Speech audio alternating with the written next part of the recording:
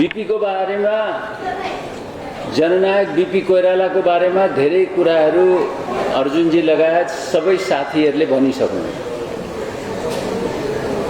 तपाईहरु भोलि खास गरिकन विद्यार्थी भाइ बहिनीहरू भोलि स्वास्थ्यकर्मी भइकन देशको सेवा गर्नलाई तपाईहरु उद्युक्त हुनुहुन्छ। म सम्झिन्छु 2017 साल पुस 1 गते तपाईहरु त जन्मिनु भएको थिएन, यता पनि कति साथीहरू जन्मिनु भएको थिएन होला।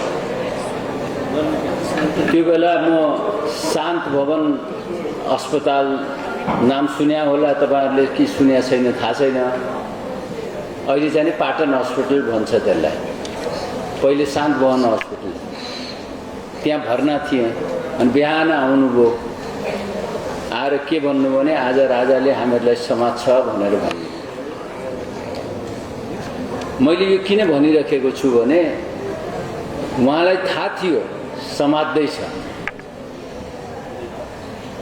र समातिसकेपछि 7 वर्ष जेलमा पनि राखे सुन्दरीजा। अब म भाइ बहिनीहरूलाई हात उठाउन भन्छु। सुन्दरीजा तपाईहरु जानु भएको छ कि छैन? जो जानु भएको छ उसले मात्रै हात उठाउनुस्। अब मेरो रिक्वेस्ट उमेशजी र कमिटीका साथीहरूलाई भाइ बहिनीहरूलाई एक्सकर्सनको रूपमा सुन्दरीजल घुमाउन तपाईहरुले लग्नुपर्छ भन्ने बीपी को कुरा त गर्छौं हामी, तर बीपीलाई सम्झिने हो। बीपी मात्रै हैन, त्यो बेला बीपी गणेशमानजी, किशुनजी, योगेन्द्रमान शेरचन अनि अरु साथीहरू हुनुहुन्थ्यो। 7 वर्ष उहाँहरू जेल बस्नुभएको छ त्यही सुन्दरीजलमा। कसरी बस्नुभएको थियो, के गर्नुभएको थियो, तपाईहरु जानुभयो भने तपाईहरुले बुझ्न सक्नुहुन्छ। हामीहरूलाई भेट्न दिँदैन थियो। म त भतिजै हो, हामीहरूलाई भेट्न पाएन। उहाँको आमा, छोराछोरी र श्रीमतीलाई मात्रै भेट्न दिन्थ्यो, हामीहरूलाई भेट्न दिँदैन थियो कसैलाई पनि। उहाँको जीवनी तपाईहरुले पढ्नुभयो भने अत्यन्त कठोर जीवनी छ। म एउटा अर्को घटना सम्झाउँछु विद्यार्थी भाइ बहिनीहरूको लागि।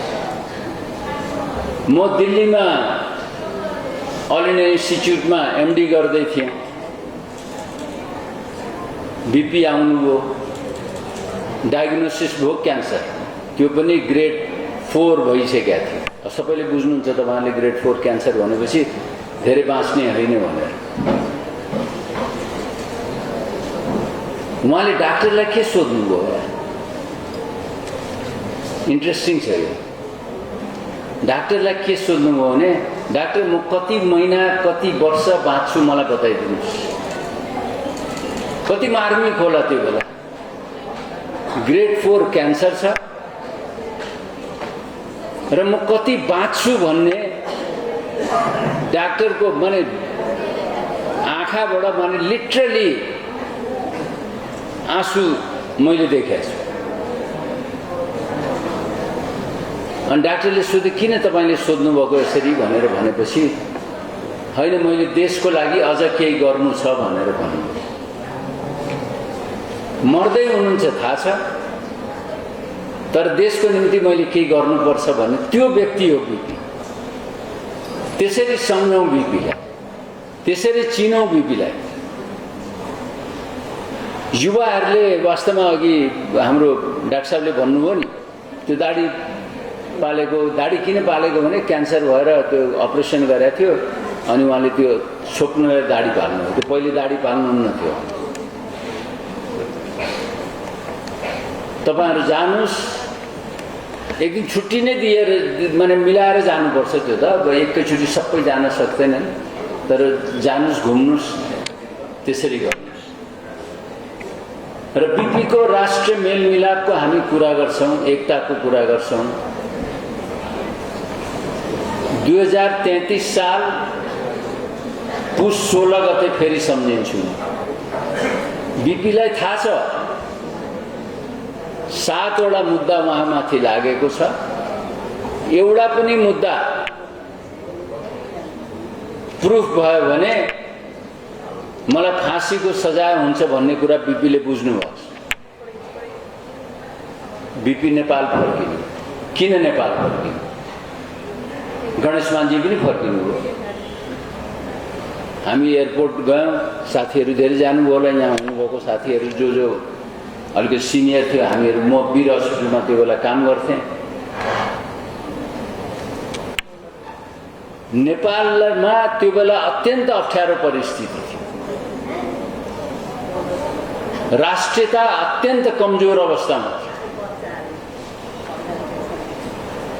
र राष्ट्रियता मजबुत नभइकन जतिसुकै हामीले लोकतन्त्रको कुरा गरौँ, प्रजातन्त्र, त्यो बेला प्रजातन्त्र भनिन्थ्यो, प्रजातन्त्रको कुरा गरौँ, त्यो फाइदा गर्दैन भन्ने उहाँको थियो। त उहाँले राष्ट्रियता र प्रजातन्त्रलाई सँगसँगै लिएर हिँड्नुपर्छ भन्ने कुरा उहाँले राख्नु र त्यही नारा लिएर उहाँ पुस 16 गते 2033 सालमा फर्किनु। उहाँलाई मुद्दा लाग्छ भन्ने थाहा थियो। मुद्दा चल्यो, त्यो पनि सुनाऊ। मुद्दा चल्यो, उहाँ आफै पनि लयर हुनुहुन्थ्यो, उहाँले पनि बहस गर्न थाल्नुभयो। दुईजना मूर्धन्य वरिष्ठ वकिलहरू हुनुहुन्थ्यो, उहाँहरूको त 2 जना बित्नुभयो। उहाँले के भन्नुभयो बीपीले भने देशमा जति पनि नेपाली कांग्रेसले घटाएको भनेर तपाईहरु भन्दै हुनुहुन्छ देशभरि, त्यो सबै मलाई थाहा छैन,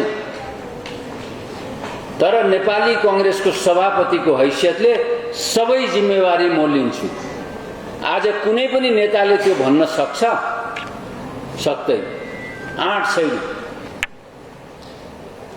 म जिम्मेवारी लिन्छु। ल, नेपाली कांग्रेसको सभापतिले मान्छे मार्ने भएको थियो, तपाईको पुलिसहरुको बिटहरु जलाइया थियो, धेरै साथीहरु हुनु होला, त्यो बेला आफै पनि लाग्नु भएको होला।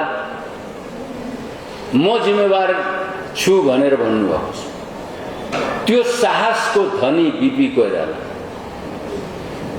त राष्ट्रिय एकता कोसित गर्ने,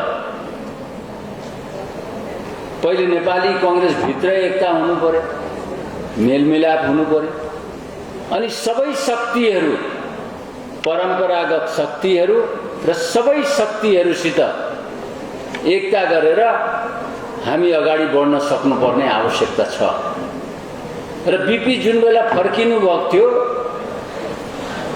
33 सालमा, त्यो भन्दा भयावह स्थिति नेपालको छ, अत्यन्त भयावह स्थिति छ। हामी रहन्छौं, माटो यही रहन्छ, हामी रहन्छौं, तर अवस्था नाजुक अवस्थाबाट गइरहेका छौं। अब पनि हामी एक ढिक्का भएर अगाडि बढ्न सकेनौं भने नेपाली कांग्रेसको के अवस्था हुन्छ त्यो हुन्छ नै। तर अब हामीहरूको चिन्ता नेपाली कांग्रेस भन्दा पनि देशको चिन्ता अब धेरै ठूलो भएर गएको छ।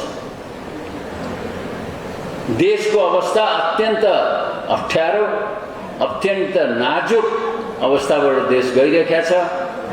त्यसलाई मुक्ति दिलाउनको निम्ति पनि राष्ट्रिय एकता र मेलमिलाप जुन बीपीले 33 सालमा भारतबाट प्रवासबाट फर्केर नेपाल आउनु बेलामा भन्नुभएको थियो, त्यसलाई मनन गरिकन हामीहरू अगाडि बढ्न सक्यौं भने पक्कै पनि हामी हाम्रो मन्जिलमा पुग्न सक्छौं भन्ने विश्वास लिएको छु। आदरणीय साथीहरू, संस्थाको बारेमा म धेरै लामो कुराहरू गर्दिन। संस्था मैले म जब सुरुमा अध्यक्ष थिएँ त्योभन्दा अहिले बेटर भएको छ, तर खुसी नै मनाइहाल्नुपर्ने अवस्था पनि छैन। त्यो बेला दुःख थियो, गाह्रो थियो, अप्ठ्यारो थियो, हामी भाडामा बस्थ्यौँ। तर अहिले आफ्नै अस्पताल छ। यसलाई कसरी हामीले अझ बेटर बनाउन सक्छौँ, अझ सुदृढ गर्न सक्छौँ, त्यतातिर हामी सबैले सोचौँ। र अघि डाक्टर सुधारले जुन प्रपोजलहरू दिनुभएको छ, त्यो प्रपोजलहरूमा तपाईहरुले, हामी सबैले, तपाईँ भनेको मैले आफूलाई पनि भनेको, म पनि यो सदस्य हो, हामी सबैले मनन गरौँ।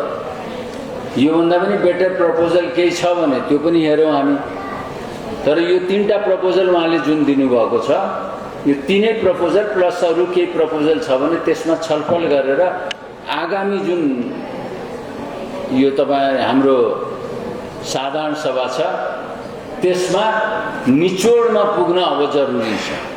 अब हामीहरूले ढिला गरेर अगाडि जान सक्दैन।